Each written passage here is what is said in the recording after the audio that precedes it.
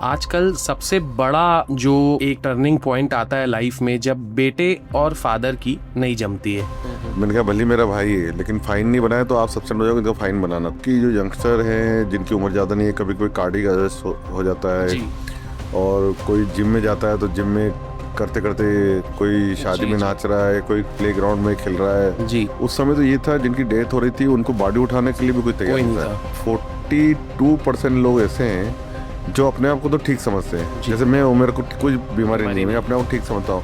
लेकिन 42% लोग ऐसे थे जिनकी कोई ना कोई रिपोर्ट नॉर्मल नहीं थी। ये इंटेंट अगर आपका क्लियर है तो आपका काम होना ही होना है। इसमें मैंने देखा कि परिवार तो पीछे छूटता ही है। नमस्कार, स्वागत है आपका बिहाइंड द सक्सेस। ये एक ऐसा चैनल है जहां हम रियल और रॉ इन्फॉर्मेशन आपके सामने लेके आते हैं।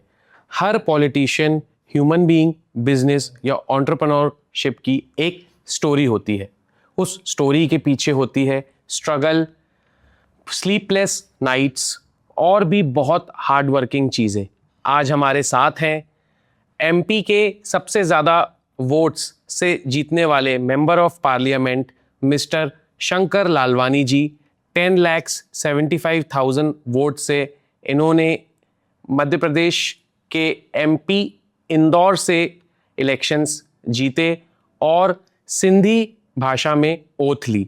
अपने सॉफ्ट, काम, हार्ड वर्किंग नेचर के लिए मशहूर मिस्टर शंकर लालवानी जी ने सिंधी कम्युनिटी ही नहीं, सारी कम्युनिटीज़ के लिए मेहनत की और उनको आगे लेके चलते हैं।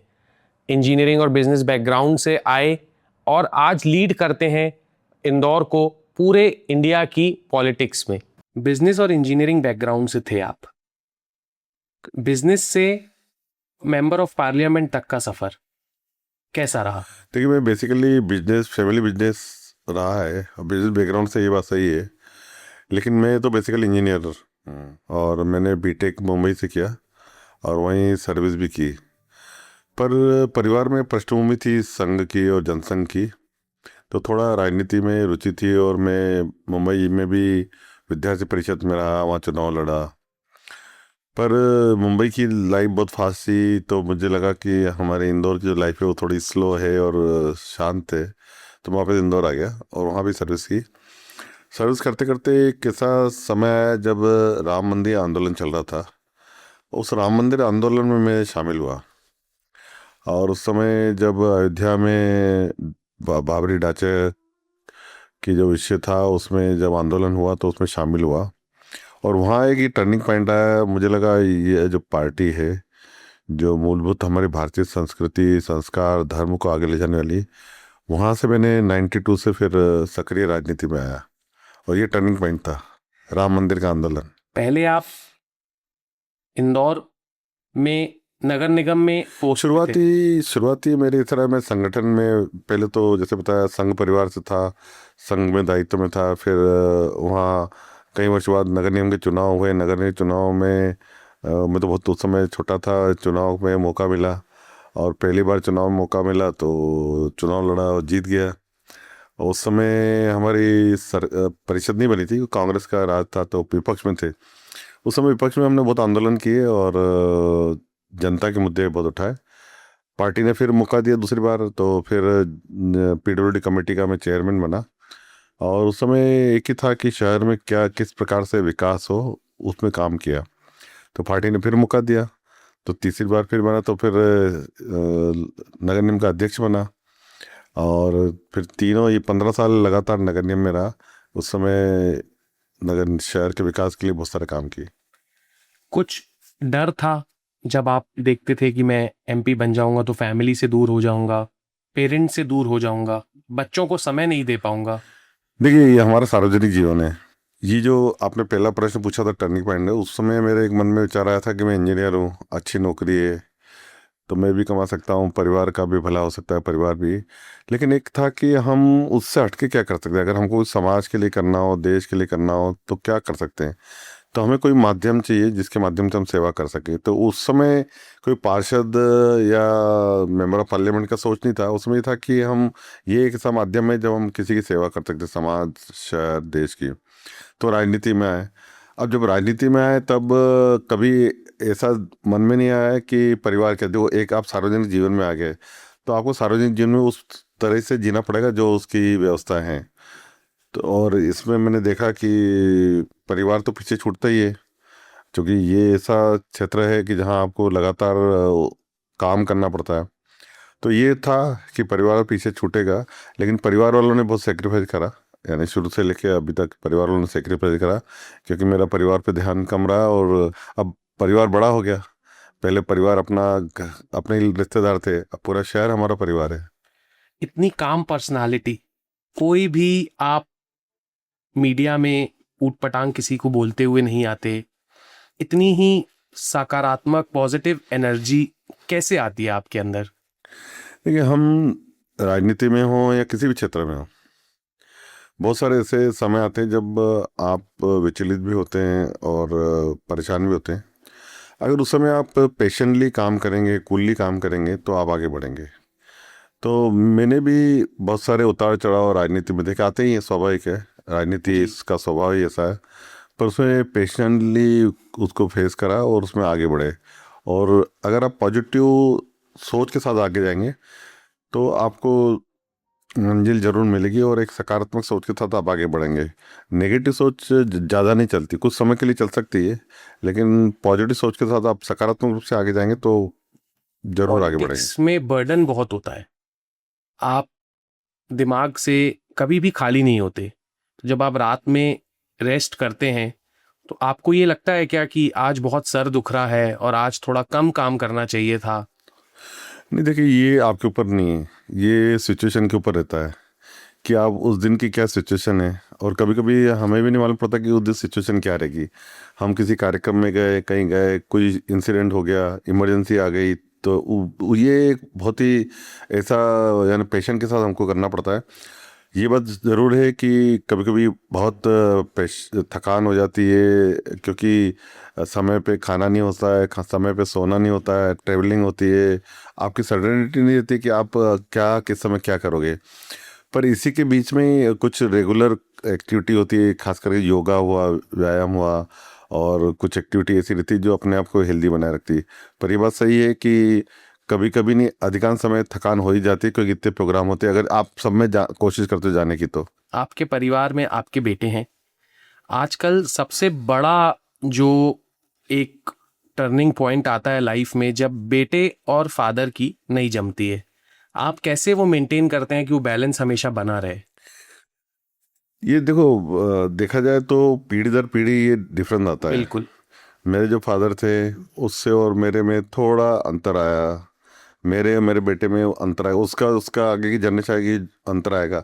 तो ये जनरेशन जो गैप है, ये मैं मान के चलता हूँ कि ये है। हो सकता है वो हमारे हिसाब से एडजस्ट नहीं हो, हमको उसके हिसाब से एडजस्ट करना पड़ेगा।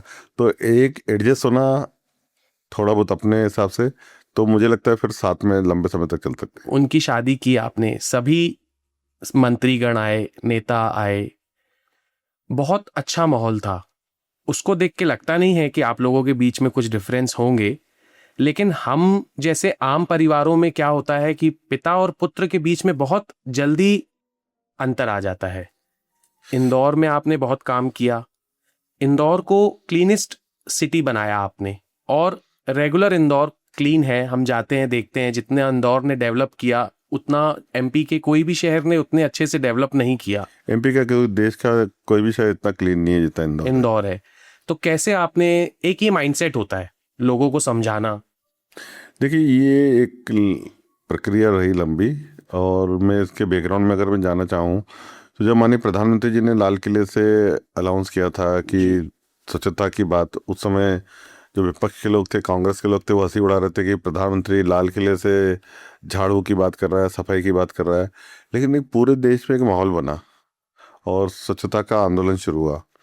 हमने भी, इंदौर वासियों ने भी निर्णय लिया कि हम इस आंदोलन में शामिल होंगे, स्वच्छ क्लीन इंदौर बनाएंगे। पर शुरू में हमें लगा नहीं था कि हमें सफलता मिल जाएगी, लेकिन हमने नंबर 1 आ जाएंगे। लेकिन जिस प्रकार से हमने सबने मिलकर काम किया, और उसका परिणाम रहा कि लगातार हम 3 बार नंबर 1 आए, और उसमें सबसे ज़्यादा जो सहयोग रहा वो इंदौर की जनता का रहा। और दूसरा हमारे सफाई मित्र जो हैं, जो दिन रात सर्दी हो गर्मी हो बारिश हो हर मौसम में वो सफाई सवेरे उठ के करते हैं, रात को भी करते हैं। और तीसरा हमारे जो जितने भी पॉलिटिशियन हैं और ब्यूरोक्रेसी सब ने मिल के जॉइंट टीम के रूप में काम किया, तभी ये संभव हुआ। देखा जाता है आपको झाड़ू उठा के आप भी घाटों की सफाई करते हैं, रोड्स में समझाते हैं, प्रॉपर सिटी का डेवलपमेंट और मेंटेनेंस करते हैं। कोई भी मेयर या एमपी या एमएलए आपसे सजेशन ले कि वो कैसे अपने शहर को या देश को क्लीन बनाए, तो आपके क्या उनके लिए सुझाव होंगे? 2-3 बातें हमें ध्यान रखनी चाहिए। अगर कोई भी कर सकता है, अगर वो अपने शहर में, अपने बस्ती में, अपने एरिया में, एक तो सबसे पहले जो लीडर्स हैं, जो लीड करते हैं, जी। उनको एक अपना टारगेट तय करना पड़ेगा कि हमें स्वच्छता के लिए काम करना है और डेलीकेटेड करना है, यानी बिल्कुल फुल फ्लेश में करना है, ईमानदारी के साथ। दूसरा, वहाँ की जो पब्लिक है उसको कन्विंस करना, वो एक सबसे बड़ा काम है, और वो काम है लीडर का। वो वहाँ की पब्लिक को कन्विंस करे, और जब पब्लिक कन्विंस हो जाती है तो वो साथ भी देती है। पर कभी कभी क्या होता है, कुछ लोग उस साथ नहीं देते हैं। तो हमारा भी ऐसा समय आया था कि हम शहर में बहुत सारे लोग हमारे साथ जुड़े थे, लेकिन 1-2% कभी कभी ऐसे भी अपवाद भी रहते हैं जो कदम से कदम मिला के नहीं चलते हैं। तो हमने थोड़ा हार्ड स्टेप लिया, फाइन वगैरह लगाया।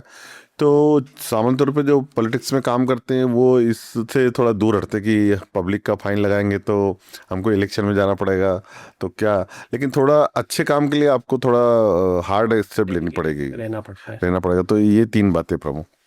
पर्सनल लाइफ में सबसे ज्यादा आपको क्या पसंद है? जब आप रिलैक्स रहते हैं तो डेली रूटीन कैसा रहता है? देखो, जिस जगह रहता हूँ उसमें बेहतर करने के लिए सोचता हूँ। जैसे मैं म्यूनसिपल कॉर्पोरेशन में था, जी। तो शहर के लिए क्या बेहतर हो सकता है, उससे पहले वार्ड में था तो वार्ड में क्या अच्छा हो सकता है, फिर म्यूनसिपल कॉर्पोरेशन में था तो वहाँ क्या अच्छा हो सकता है।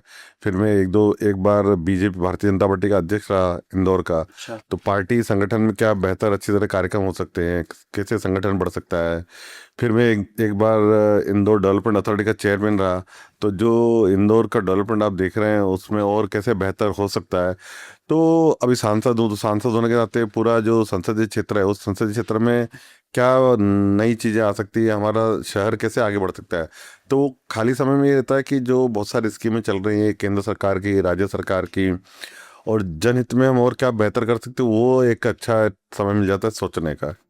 जहाँ भी आप रहते हैं, कूल और काम पर्सनालिटी है आपकी, आराम से सोचते हैं और बिल्कुल करेक्ट डिसीजन लेते हैं, और उस चीज़ों में फिर हम देखते हैं कि बहुत अच्छा बेहतर भी होती हैं चीज़ें आपके आने से। आपने सब अच्छा अच्छा किया, आप सब अच्छा करते आ रहे हैं। इलेक्शंस में आप जीते, बहुत वोटों से जीते, 10,75,000 वोटों से जीते हैं। ऐसा नहीं लगता है आपको कि कहीं लोग मजाक उड़ा रहे हैं, कहीं क्रिटिसिज्म मिल रहा है, या कोई डिसीजन जो आपने एकदम सही लिया लोग उसको गलत मान के, कहते हैं ना आज के नए जो नेता हैं वो घेराव करते हैं और भाषण देते हैं, तो आपको उससे परेशानी या पीड़ा होती है? देखो, आप ईमानदारी से काम कर रहे हैं तो आपके मन में कभी ऐसा नहीं आएगा, भले स्थितियाँ परिस्थितियाँ आपके अनुकूल रही या प्रतिकूल रही।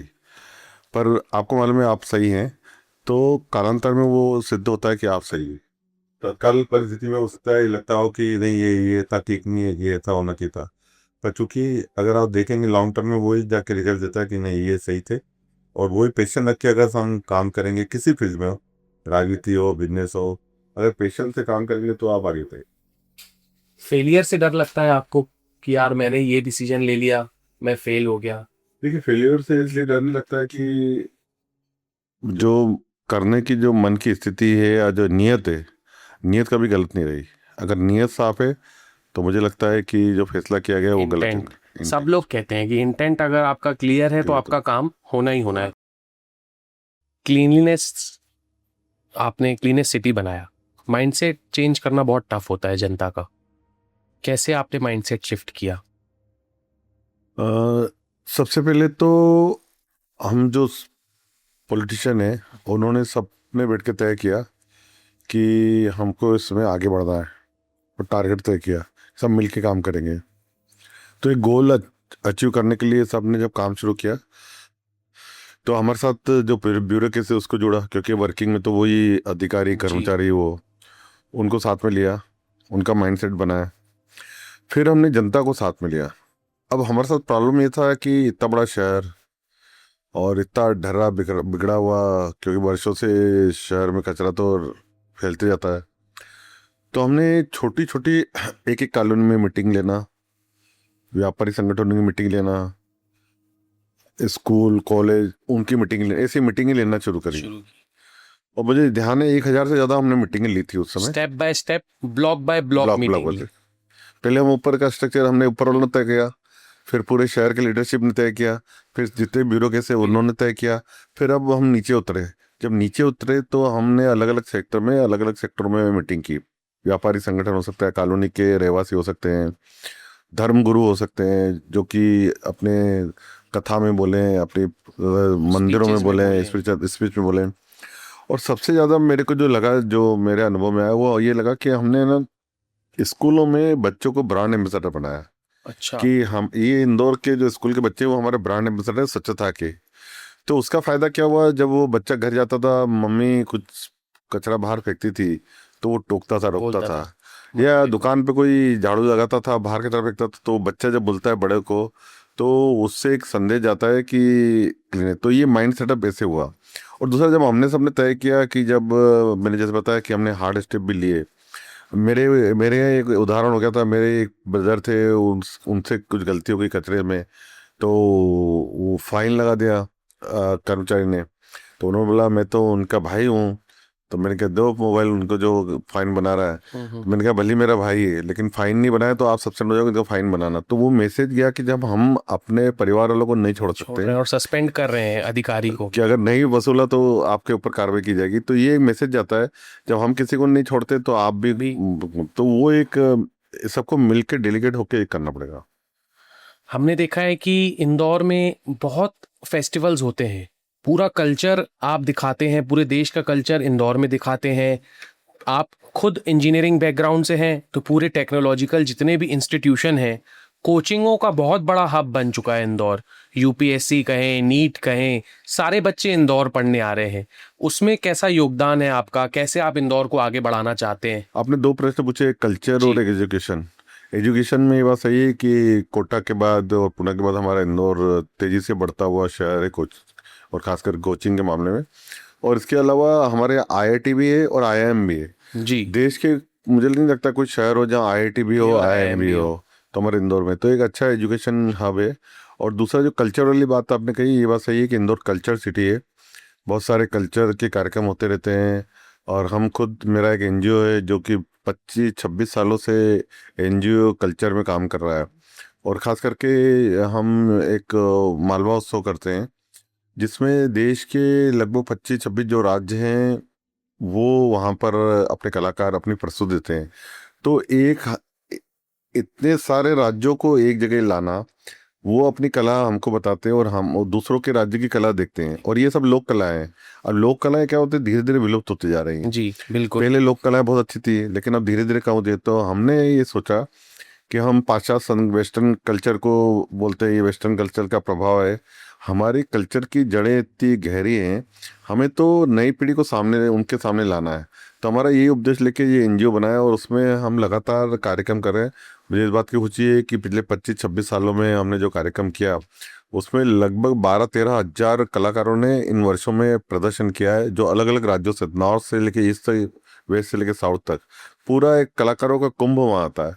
तो ऐसे ही लोक कलाओं को बढ़ावा देना, अपनी भाषाओं को बढ़ावा देना, ये एक हमारा एक स्वभाव में आ गया है। और मुझे लगता है हर किसी को इसमें ध्यान देना चाहिए, क्योंकि कल्चर एक ऐसा है कि हमारे यहाँ हम सांस्कृतिक राष्ट्रवाद बोलते हैं, उसको देख के इस क्षेत्र में मैं आगे बढ़ा हूँ। सही बोल रहे हो आप। अपन देखते हैं कि अपन वेस्टर्न कल्चर अडॉप्ट कर रहे हैं, बट वेस्टर्न जो आज बड़े देशों में जो लोग बैठे हैं वो आज इंडियन कल्चर अडॉप्ट कर रहे हैं, इंडियन कपड़े पहन रहे हैं, बिल्कुल बिल्कुल योगा कर रहे हैं। बिल्कुल आज आप ऋषिकेश देखेंगे या कोई भी हमारा जो तीर्थ स्थल देखेंगे वो फॉरेनर्स से भरा हुआ है। बिल्कुल सही बात। आ रहे हैं इंडिया में। अब बहुत सी शादियां हो रही हैं, जो लड़कियां कहीं बड़े देशों से थी अब इंडिया आ रही हैं और साड़ियों में रह रही हैं और अपना जीवन चला रही हैं।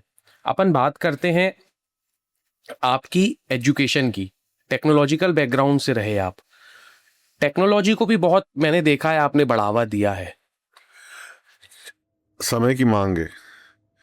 माननीय प्रधानमंत्री जी कहते हैं हमें तेजी से आगे बढ़ना है और नई टेक्नोलॉजी के साथ आगे बढ़ना है। जी। और जब वो इंदौर में एक कार्यक्रम होता तब उन्होंने अपने एक भाषण में एक बात कही थी, मुझे आज तक याद है, वर्षों पहले कही थी, कि इंदौर वो दौर है जो समय से आगे चलता है बिल्कुल। लेकिन अपनी विरासत को साथ में लेके चलता है। चलता है जी। तो ये मूल मंत्र है हमारे इंदौर का कि हम तेजी से आगे बढ़ रहे हैं, हर क्षेत्र में आगे बढ़ रहे हैं। आज इकोनॉमी में हम इंदौर तेजी, एक मध्य प्रदेश का नहीं, सेंट्रल इंडिया का ग्रोथ इंजन है। ग्रोथ इंजन है। तो हम तेज, लेकिन हम हमारे कल्चर को भी साथ में लेके चल रहे हैं। तो ये विरासत को साथ में लेके चल रहा है। इंदौर के बाद ही अपन देखते हैं कि इंदौर ने ये किया तो छोटे शहरों को भी ये करना है। इंदौर इस पोजीशन पे आया तो छोटे शहरों को भी वहां तक पहुंचना है। ग्राउंडेड रहे हैं काफी आप अपनी लाइफ में। अपन कहते हैं ना जमीनी, जितनी चादर हो, हमको समझाया जाता है घर में कि भाई जितनी चादर हो उतने ही पैर फैलाना। मैंने देखा आप एकदम जमीनी रूप में काम करते हैं। कोविड में एक सर्वे हुआ जहां पे most active member of parliament में से आपका नाम आया। शंकर लालवानी जी ने जो काम किया, जो जनता से जुड़े रहे, हमको भी नहीं पता था कि ऐसा कोई सर्वे होगा, वो भी नेताओं पे होगा, जहां पे सबसे टफ होता है। एक नेता तो सबसे ज्यादा प्रोटोकॉल में चलता है। आपका बहुत उसमें योगदान था पूरे देश के लिए। माननीय प्रधानमंत्री जी ने हम सबको उस समय आह्वान किया था कि आपदा का समय है, इस आपदा के समय में अवसर निकालकर लोगों की सेवा करें।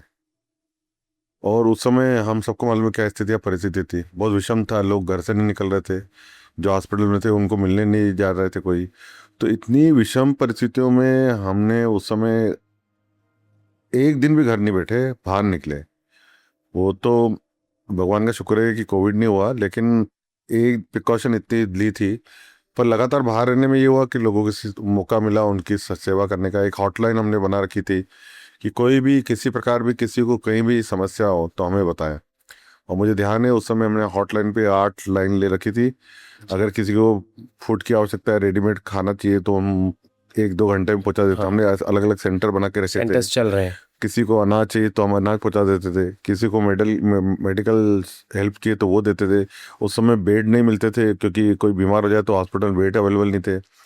उस समय बेड अवेलेबल कराया। फिर कोई क्रिटिकल आता था तो क्रिटिकल के लिए आईसीयू चाहिए, तो हमने एक ऐसा पोर्टल बनाया था कि हमारे जो हॉस्पिटल थे, किस हॉस्पिटल में कितने बेड है, किस हॉस्पिटल में आईसीयू कितने हैं, किस कहाँ पर एम्बुलेंस है। उस समय तो ये था जिनकी डेथ हो रही थी उनको बॉडी उठाने के लिए भी कोई तैयार नहीं था। तो उस समय हमने कुछ लोगों को तैयार किया, पूरी उनको किट पहना के वो अंतिम संस्कार करते थे। एम्बुलेंस और शव वाहन की तैयारी की। तो ये पूरा जो सिस्टम डेवलप किया था, तो लगातार हमने कोविड में बाहर रह के किया। अब मुझे नहीं मालूम कोई ऐसा सर्वे कर रहा है कि यूनिवर्सिटी ने सर्वे किया। हाँ, यूनिवर्सिटी गुजरात की यूनिवर्सिटी ने सर्वे किया और एक दूसरी यूनिवर्सिटी में सर्वे किया। उसमें उन्होंने पूरे जितने काम हुए सांसदों के, उसमें उन्होंने, वो बाद में हमें मालूम पड़ा कोविड के बाद, उसमें ये उन्होंने जी, आप डिक्लेयर किया सबसे था। आगे थे। सबसे ज्यादा अभी जो कोविड के बाद अब हम देख रहे हैं, सबसे ज्यादा डर बन गया है आज भी डिप्रेशन। और जो हम देखें, सबसे ज्यादा आज लाइफ जो है पॉलिटिशियंस की होती है। वो इतना ज्यादा हार्ड वर्किंग होते हैं, इतना ज्यादा सोचते हैं कि अगर आज कोई, हम देखेंगे कि 100 साल अगर किसी की लाइफ होगी तो वो किसी पॉलिटिशियन की होगी।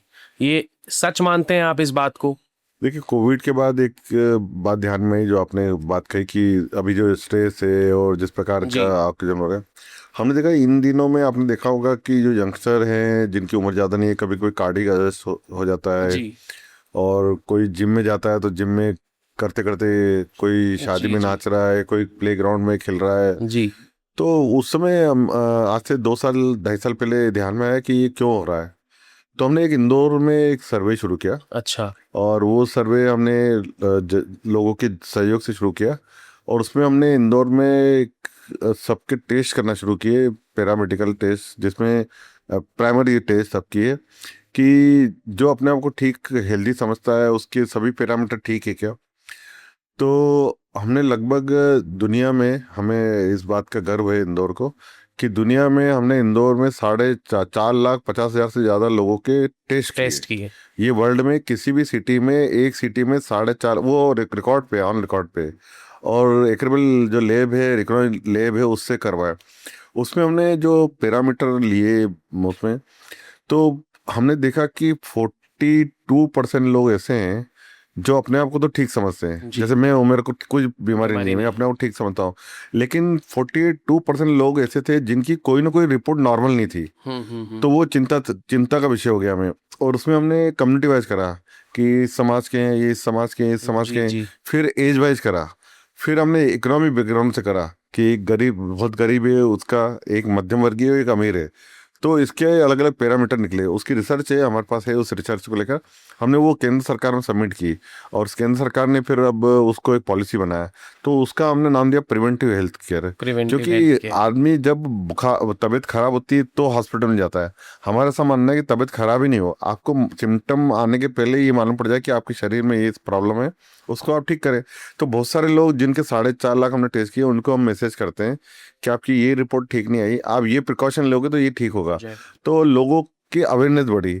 तो आज जो समय है हमारा, आज समय ये है कि हमें लोगों को हेल्थ के प्रति अवेयरनेस बढ़ाना है। और उसके लिए वेलनेस सेंटर हमने खोले। उसमें हम योगा भी कराते हैं, और जो हम जो स्ट्रेस है वो कैसे कम हो सकती है, सकता है। क्योंकि यंगस्टर जिस स्ट्रेस से गुजर रहे हैं, एंजाइटी, और डिप्रेशन। एंजाइटी, डिप्रेशन, और खास करके जो फूड है उसके यस। ऊपर भी हम देख रहे हैं। और अब तो एक इंदौर में एक नया शुरू हुआ है कि जो गर्भ में बच्चे धारण करते हैं, जी उनका गर्भ धारण करने से पहले ही किस प्रकार उनके परिवार में माताओं, जो गर्भ धारण कर रही है महिला, उसको किस वातावरण में रहना चाहिए, जी। जी उसकी हम तैयारी कर रहे हैं। हमने महाभारत में देखा होगा कि अभिमन्यु गर्भ से सीख के आया सीख था। के आए थे, बिल्कुल। तो ये सही है। और ऐसे अभिमन्यु, शिवाजी आने वाले समय में हो सकते हैं, पर उनको उसकी तैयारी के साथ आना पड़ेगा। तो एक संस्था के माध्यम से, हमारे संघ परिवार के माध्यम से उसको आगे बढ़ा रहे हैं। उसमें किस प्रकार गर्भ धारण कब होना चाहिए, और उसके लिए क्या क्या प्रिकॉशन होना चाहिए, किस प्रकार से उन 9 महीनों में उनकी देख रेख होनी चाहिए, देख रेख देखभाल होनी होनी चाहिए। चाहिए। तो पूरा एक इकोसिस्टम बनाया है, उसकी पूरी लिटरेचर है, उसकी पूरी जानकारी है, उसके लिए क्लासेस लगती है, ताकि आने वाली जो जनरेशन है वो बेहतर हो सके, क्योंकि देश उनको संभालना है। तो आने वाली जनरेशन अच्छी होगी तो देश आगे तेजी से बढ़ेगा। तो इस प्रकार के काम इंदौर में हो रहा है। 10,75,000 वोटों से आप जीते।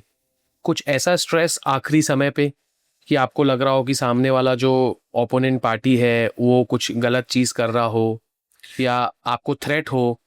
नहीं, देखो, थ्रेट तो इसलिए नहीं होगी कि मैं इतने सालों, लगभग 30 साल से जनता के बीच में हूँ। तो कभी ऐसा मौका आया नहीं थ्रेट हो, और ऐसा डर भी नहीं है, नहीं है। क्योंकि लोगों का इतना प्यार, आशीर्वाद है। पहला जब चुनाव लड़ी, दूसरी बार चुनाव में तो कोई दिक्कत नहीं थी। पहली बार जब चुनाव लड़ा था उस समय मैं नया नया था, क्योंकि मैं एमएलए भी नहीं बना था, विधायक भी नहीं था, सीधे अच्छा, मैं एमपी बने। एमपी का चुनाव लड़ा था। और उस समय हमारी लोकसभा की स्पीकर सुमित्रा महाजन जी। कई बार 8 बार सांसद रह चुकी थी। तो मैं तो बहुत नया था। तो उस समय थोड़ा स्ट्रेस जरूर था कि मैं हाँ, एकदम नया नया हूँ। जो मेरे ऐसे। सामने अपोनेंट था वो एक सीनियर लीडर था, और वो कांग्रेस का सीनियर लीडर होने के साथ वो कई चुनाव भी लड़ चुका था। ओके। तो वो चुनाव में एक्सपर्ट था, और मैं, पर हमारे जो नेतृत्व है, ये मोदी जी के कारण जो इंदौर में बीजेपी की जो स्थिति बनी, और कार्यकर्ताओं की मेहनत, जनता का प्यार, ये सब मिलके फिर उस समय में रिकॉर्ड बना था। 5.5 लाख वोट से जीता था पहली बार। पहली बार। तो वो भी एक रिकॉर्ड रहा। इंदौर में इतने ज़्यादा वोटों से कोई जीता नहीं था, तो वो भी एक रिकॉर्ड रहा। और अब तो कोई दिक्कत थी नहीं, क्योंकि मुझे इतना ऐसा लगता है कि ठीक है, लेकिन आप जो जीते वो अपने नेचर की वजह से जीते। नहीं, मैं, वो एक फैक्टर हो सकता है, पर मेन है हमारा जो लीडरशिप है, जो हमारी आइडियोलॉजी है, मोदी जी का नेतृत्व है, इतने सारे देश में काम हो रहे हैं, दूसरा कार्यकर्ताओं की मेहनत, तीसरा जनता का आशीर्वाद, चौथा फिर मेरा क्रम हाँ, होगा। आपका क्रम, जो हार्डवर्क करते हैं, जो काम, पर्सनालिटी, कभी आप, मैंने देखा किसी भी नेता को ऊट पटांग नहीं बोलेंगे, भाषण नहीं देंगे। जिसको भी आज पॉलिटिक्स में आना हो या कोई भी अच्छा कार्य करना हो, आज जनता बहुत है और जनप्रतिनिधि कम। सब लोग हम नेता नहीं बन सकते। आप युवाओं को क्या सलाह देंगे कि वो कैसे अपने फील्ड में आगे बढ़े? लेकिन राजनीति में भी युवा आ सकते हैं, क्योंकि पहले ऐसा लगता था कि नेता यानी भ्रष्ट, और जिस प्रकार का एक मानसिकता बनी हुई थी, जी। मोदी जी के आने के बाद वो मानसिकता चेंज हुई चेंज हो गई। है। और अब मोदी जी ने तो खुद आह्वान किया है कि आने वाले समय में हम युवाओं को, नए युवाओं को, जिनका पॉलिटिकल बैकग्राउंड नहीं है उनको मौका देंगे। तो अभी समय बहुत अच्छा है, और जिस प्रकार से देश बहुत तेज़ी से आगे बढ़ा, विकसित भारत का अभियान चल रहा है, उसमें आने वाले समय में युवा देश को नई दिशा दे सकते हैं। तो मेरा यही युवाओं से है कि पॉलिटिक्स में अच्छे, राजनीति में अच्छे युवा आएँ और देश का नेतृत्व करें। एजुकेशन भी बहुत मैटर करता है आजकल पॉलिटिक्स में। बिल्कुल एजुकेट होना चाहिए, क्योंकि आप जिस प्रकार से दुनिया तेजी से चल रही है, बदल रही है, नई नई टेक्नोलॉजी आ रही है, तो अगर लीडर भी एजुकेट होगा तो वो उसके साथ कदम से कदम मिला के चल सकता सबसे अच्छा है कि एआई हम लोगों को पॉलिटिक्स में कोई असर नहीं दे सकती। पॉलिटिशियन एक ही रहेगा, उसको बहुत ज़्यादा एआई से कोई फर्क नहीं है। हम युवा, बिजनेस हो चाहे पॉलिटिक्स हो, हर फील्ड में आगे जाना चाहते हैं, और आप पॉलिटिशियन होने के नाते हमको अपना गाइडेंस दे रहे हैं। ऑडियंस, मैं आपको बता दूं, हमारे भैया सिर्फ सिंधी भाषा ही नहीं, सारी भाषाओं को साथ लेके चलते हैं। सिंधी बैकग्राउंड से होने के नाते उन्होंने सिंधी कम्युनिटी को बहुत आगे बढ़ाया। हमने बहुत बड़े बड़े लीडर्स देखे, लाल कृष्ण आडवाणी जी, राम जेठमलानी जी, और अब हम देख रहे हैं हमारे एमपी के नंबर 1 के 10,75,000 वोटों से जीते हुए हमारे member of parliament mister Shankar Lalwani ji को, जो सिर्फ सिंधी भाषा ही नहीं, सारी भाषाओं को साथ लेके चल रहे हैं, और हम सबको यही प्रेरणा दे रहे हैं कि हम एक अच्छे भविष्य के लिए एक अच्छे इंसान बने, ना कि हम एक अपनी लाइन बदल के नेतागिरी में आए, या हम फॉल्स होप्स में रह के हम देश प्रेम को कम करें। हमारे साथ आज बहुत ही फ्रूटफुल कन्वर्सेशन रहा। हमारे भाऊ हमारे बीच आए, जबलपुर आके उन्होंने हमको बहुत बहुमूल्य समय दिया, और उन्होंने हमको समझाया कि कैसे हम एक अच्छे इंसान बन सकते हैं, कैसे हम लाइफ में आगे तरक्की कर सकते हैं, स्ट्रेस को कैसे हम दूर कर सकते हैं। काम रहेंगे, मेहनत करेंगे, तो कोई भी फील्ड हो, चाहे वो पॉलिटिक्स हो, चाहे वो बिजनेस हो, चाहे वो एजुकेशन हो, हम आगे बढ़ सकते हैं, और हम खुद उस फील्ड के टाइकून बन सकते हैं। थैंक यू भाऊ, आप हमारे बीच आए, और हम आशा करते हैं आपका प्यार हम छोटे बच्चों पे ऐसे ही बना रहेगा। धन्यवाद। धन्यवाद।